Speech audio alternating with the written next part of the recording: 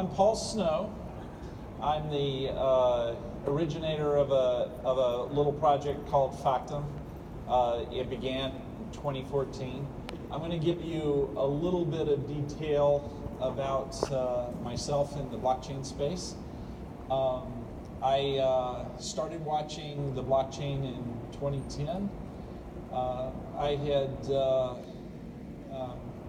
finished creating a rules engine-based system for eligibility determination in the state of Texas.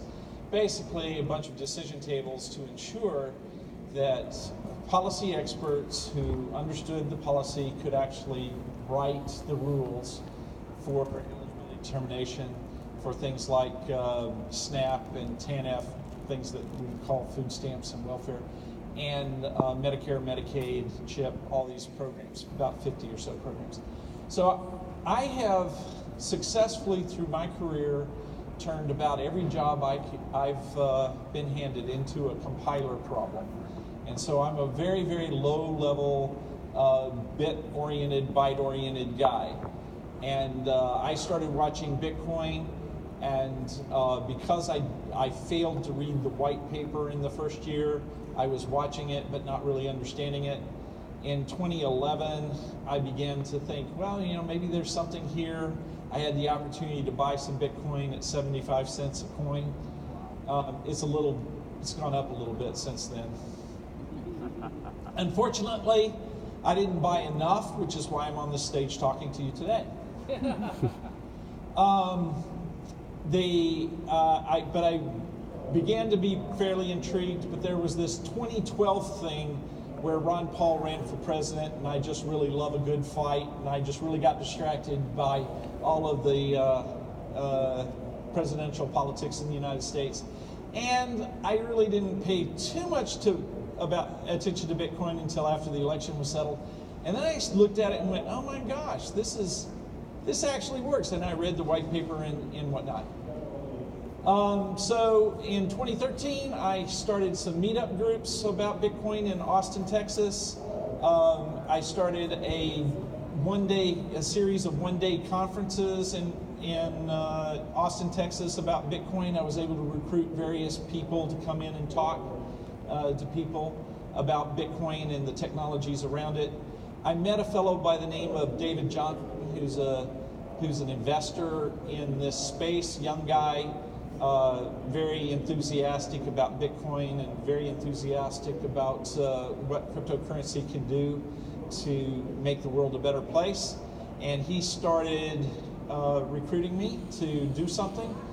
But I was in the middle of putting on the Texas Bitcoin Conference. And the first Texas Bitcoin Conference was put on in 2014. And as soon as the conference was done, before I say that, let me say the first conference was at the Formula One racetrack. We had exhibitors in the pits, okay, and you could go and listen to conferences in the the big area booths where the ultra rich, when there's actually a Formula One race, get to watch the cars go by and be served caviar. So it was like a really, really great event. Anyway, once that was put to bed, he threw money at me, and I started thinking about the problem of solving real things, real problems on the blockchain. And my first goal was to figure out how we can create trusted software, how we can prove that we have trusted software components that we're bringing in as libraries into the code that we're building. And then once that code was built, how I can bring trusted components of that software into configuring systems. So it was a kind of a whole trusted computing problem that I wanted to solve with the blockchain. See, the blockchain provided me a place where I could register all this software that we're building, all this software that we're deploying, all this software that we're running, how all this software is configured to talk to other software. I envisioned it as this thing that I could build, this great registration system. And we would have computers that were properly configured, and it was like Kubernetes on steroids, Ansible, with a Formula One engine installed.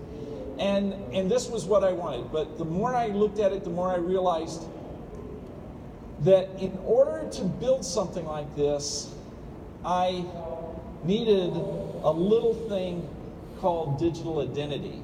I had to be able to identify all the hardware, I had to be able to identify all the software, I had to identify all the versions, I had to identify what was installed, I had to identify what was staged to be deployed, what was in testing. I needed to identify everything. All the actors that go into building a system have to exist on the blockchain in some sort of provable way if I was going to use the blockchain to solve this big problem. And I found that to be really, really tough. And so what I invented was this thing called Factom. And Factom is a data layer that allows me to easily build digital identities, flexibly apply those digital identities to what we're doing today to identify things, both like identifying each one of us for KYC, AML sorts of reasons, identify us as users of social media, identify us as, identify me as being the best speaker that you're going to hear today. I mean, whatever my attributes are, I would like you to have a digital identity so you can give me these attestations, and then I can take them to the bank and turn them in for as much money as they're worth, which, given the very little laughter involved, it's probably not much. All right, so digital identity is really, really important, but digital identity is actually important for about everything, and it is vastly superior to what is happening today with a traditional identity system. See, how is your identity? How do businesses identify you today? They use your social security number. They ask you for your address. How many of you have been asked for your phone number as part of identifying yourself?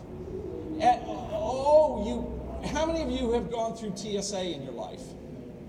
Everybody, right? You identify yourself to TSA, right? You hand them a piece of plastic, right? Seriously? Why did they trust you? I mean, identity in the traditional way gets away from everyone. People that steal your identity steal these little bits of information, and they can hand them to anybody, and surprisingly, everybody's going to believe they're you. How many of you have had an experience like this?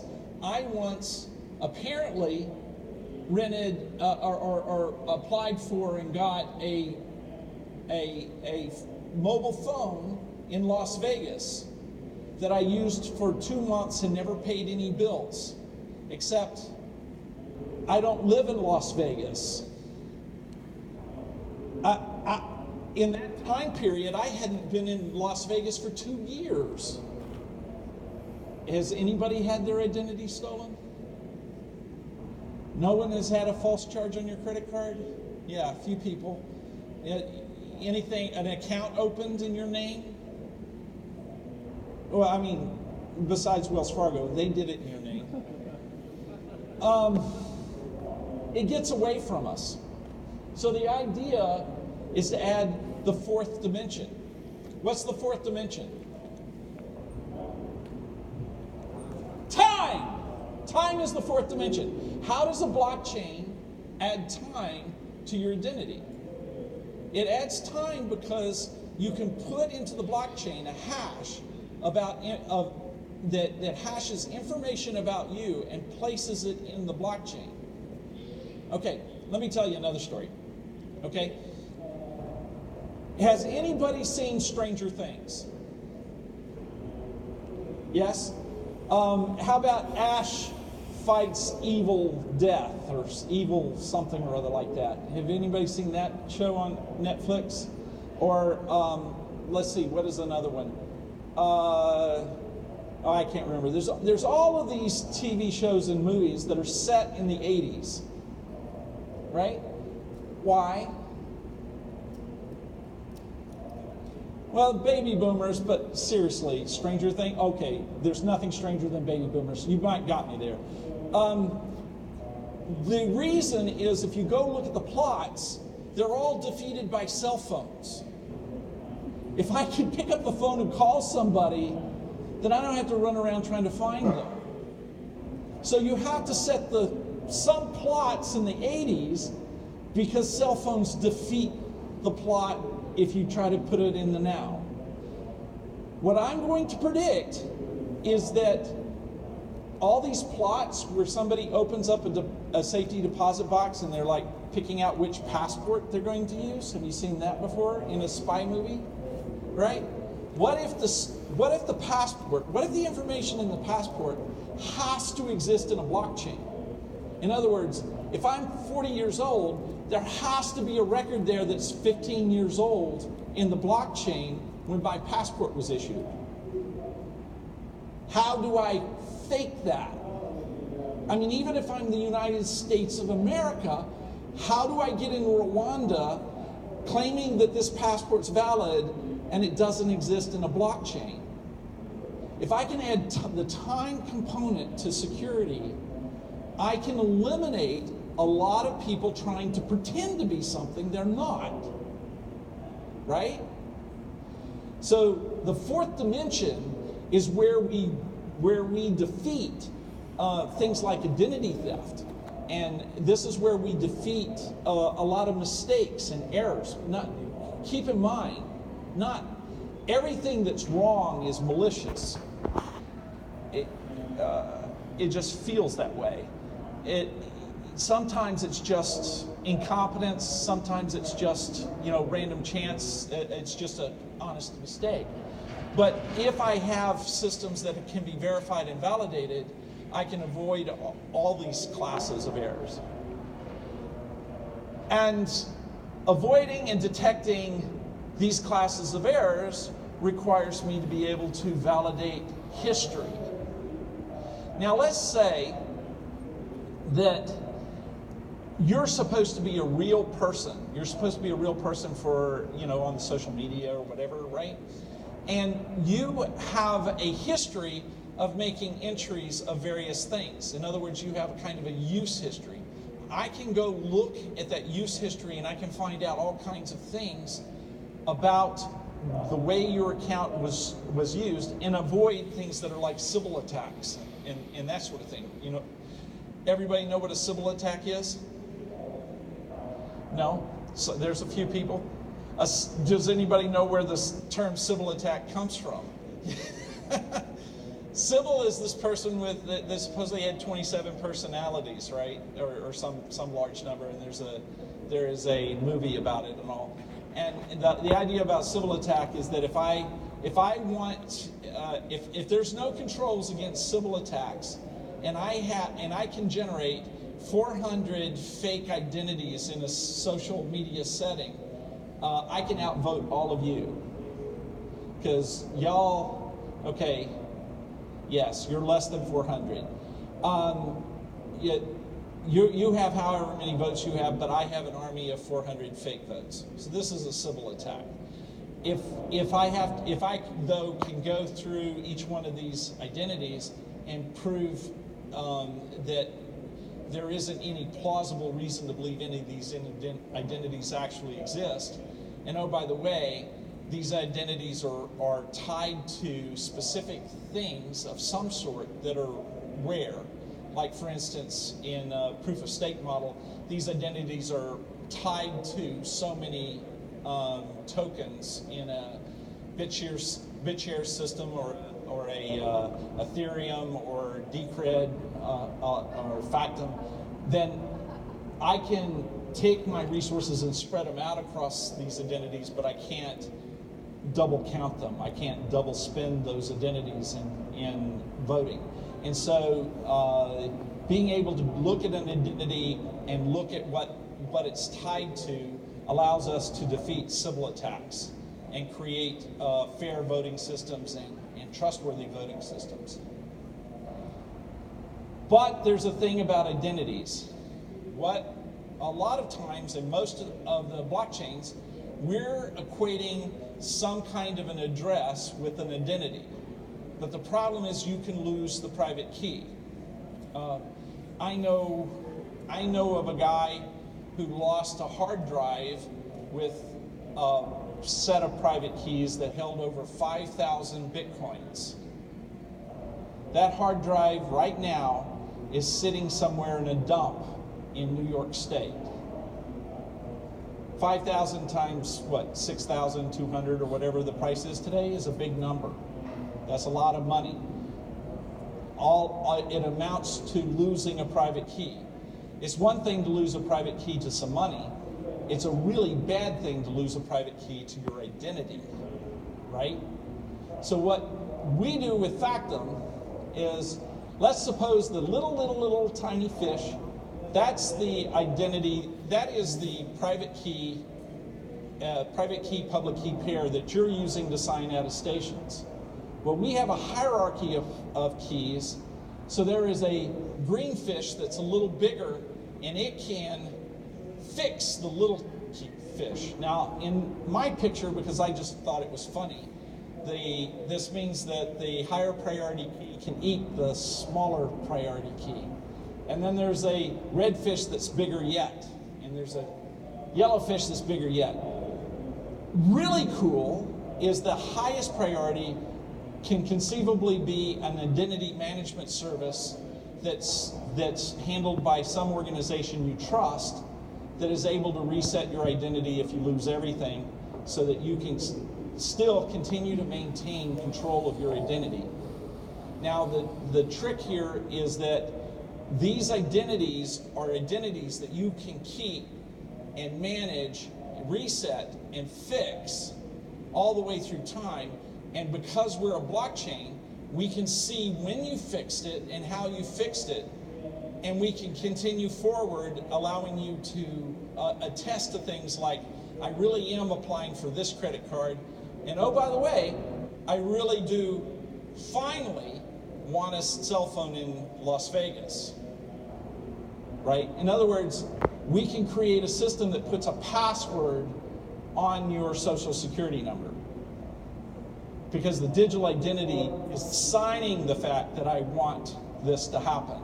And there is a mechanism to connect my digital identity to identity services like Identity Mind or NetKey or a bunch of other services that actually collect AML, KYC information and identity information from people. If you have an identity service that's there for you to call up, you can get your identity reset and reloaded on your smartphone and continue to have safe transactions. Now, let's talk about smart contracts. If I have a smart contract and the only thing that it does is look at crypto information coming in, and it looks at perhaps some financial data, and based on the financial data and the crypto information coming in, it pays out to various parties or doesn't pay out to various parties. All of that is on the blockchain, and maybe I don't need a digital identity. But what if what I'm trying to do is rent a room? How do I know that the room was ready for me to rent? I mean, if I'm a smart contract. I don't know unless I have some sort of oracle that tells me that in the real world the room is ready.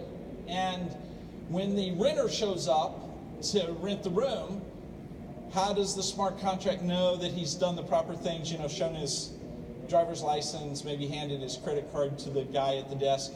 How does it know that? Well, there's got to be some sort of oracle. Everybody understand the term oracle in this context? No? Anybody that understands? Anybody that doesn't understand? You understand? You don't understand? I'm seeing a lot of hands, so let me explain an oracle. Oracle, traditionally in mythology, The oracle was who Hercules goes and says, how do I atone for my sins? And the oracle tells him, 12 challenges. You have 12 challenges you have to go meet, right? Or you go to the oracle and you say, who shall I marry? And they say, that person. Say, dang. That was a joke. Come on, guys. Seriously. Okay, so in the blockchain, the oracle is some way of finding out what's happening in the real world, because the blockchain, as really, really cool and smart as it is not smart enough to know what's going on in the real world unless it's told, and the oracle is the way we tell it. Now, in my assertion is that the oracle is a digital identity that's attesting to information that's being placed in the blockchain. So an oracle, first and foremost, is a data source. And secondly, the data source attests to the valid data that's going into your smart contract.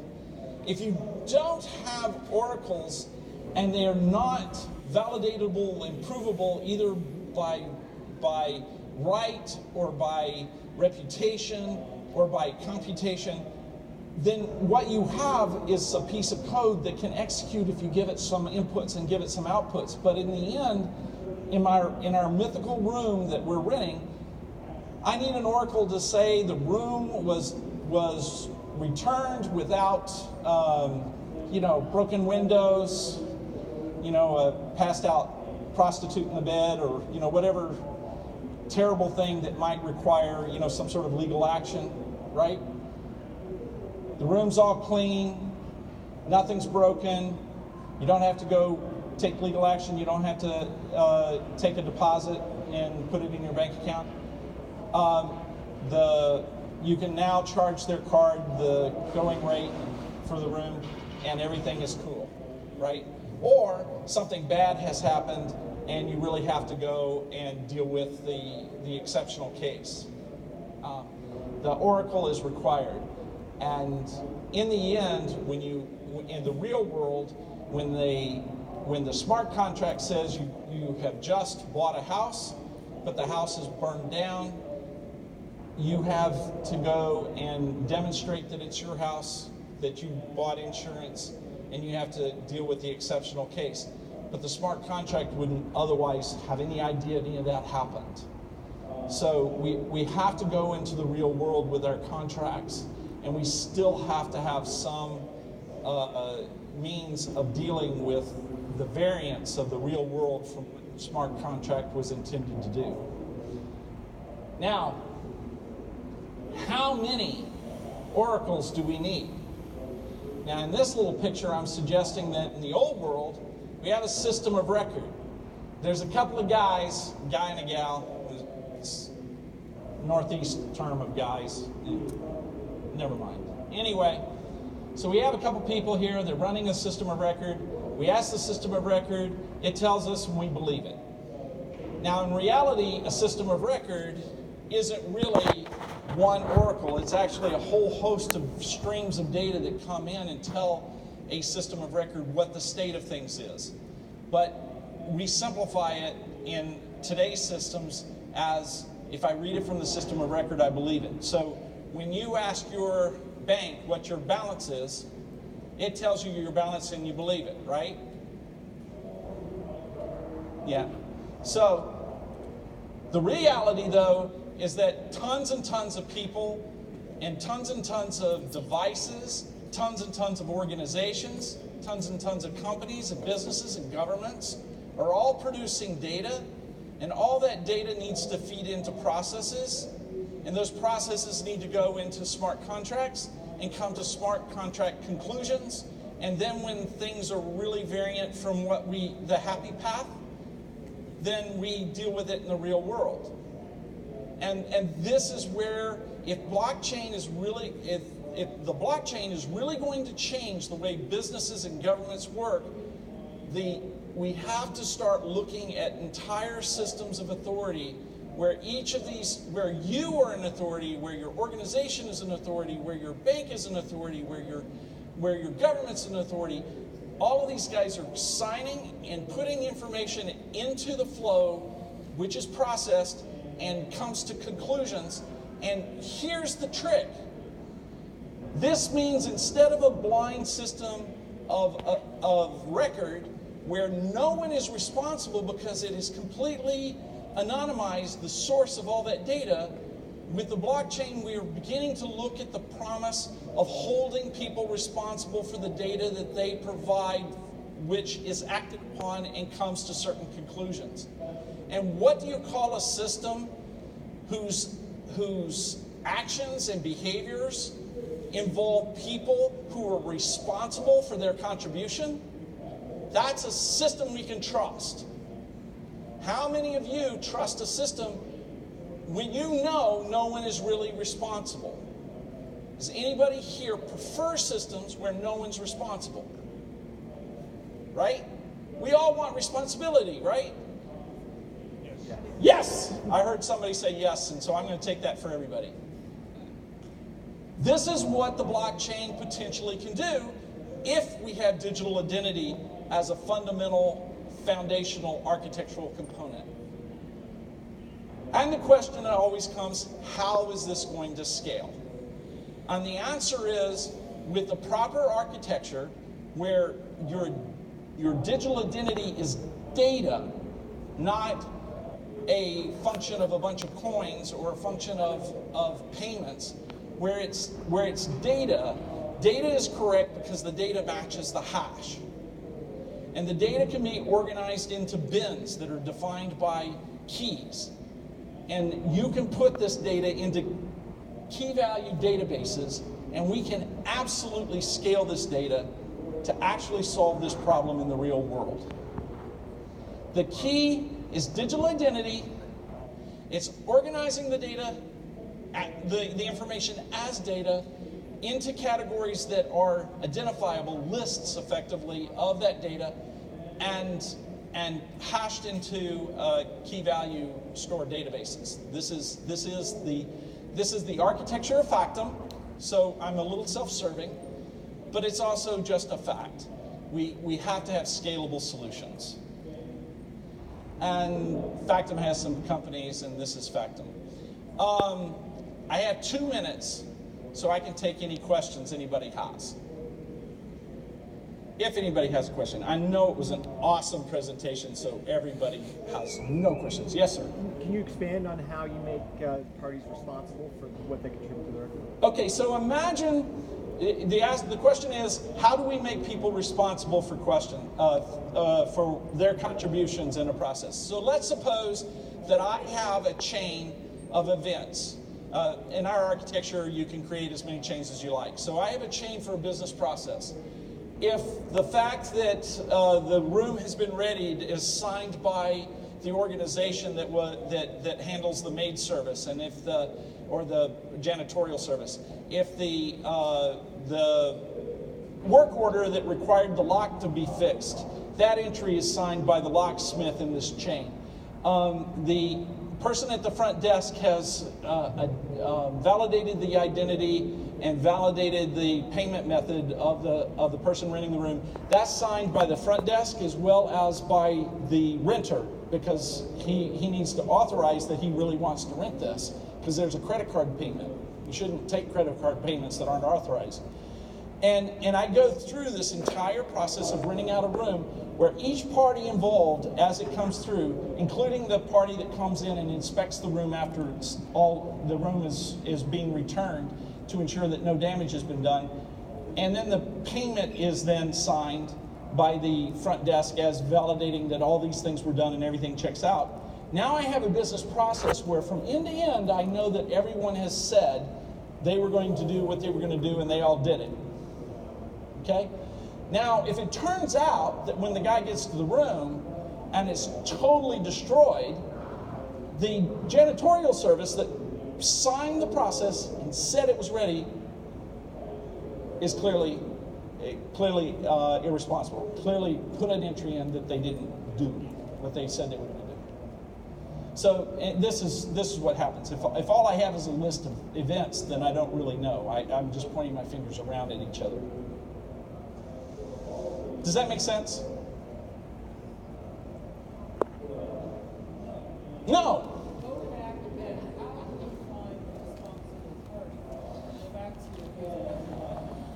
Well, each one of these events, the cleaning of the room, preparing the room, fixing the lock, arranging for the rental of the room, the person accepting the room, etc. All these events are signed by the digital identities of the parties committing each action and verifying each action. So their digital identities have to be signed by those events in this chain have to be signed by those digital identities. So assuming that all the parties involved have a digital identity, where they're signing what they're doing in this process chain as it goes along, when there's a failure, I can look at the process chain and find a discrepancy, and I know exactly who was responsible. The person that shouldn't have verified that it was ready if it wasn't ready, or shouldn't have said the lock was fixed if the lock wasn't fixed. So this is how the digital identities define responsibility. Does that help? No? Yes? Sort of? Okay. Yes? How in your ecosystem do you prevent counterfeiting of the digital identity? Yeah, that goes back to the fish. The idea is you have your digital identity. If you see any use of the digital identity that you don't disagree with, you can use these mechanisms to cycle the keys. You also have in your ability in your digital identity to sign that you believe your identity has been compromised. So any other parties that look at your digital identity can at least see your claim. There's not necessarily, you could fraudulently claim you've been compromised, I get that. And so the claim that you're compromised isn't necessarily enough to fix all situations. But it does mean that you have to come to that determination as quickly as possible and provide everybody the mechanisms to try to figure out what's going on and fix it. I would like you to stop by at itbiometrics.com table.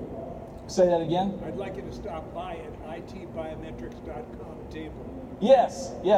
You can fold biometrics into this system as well.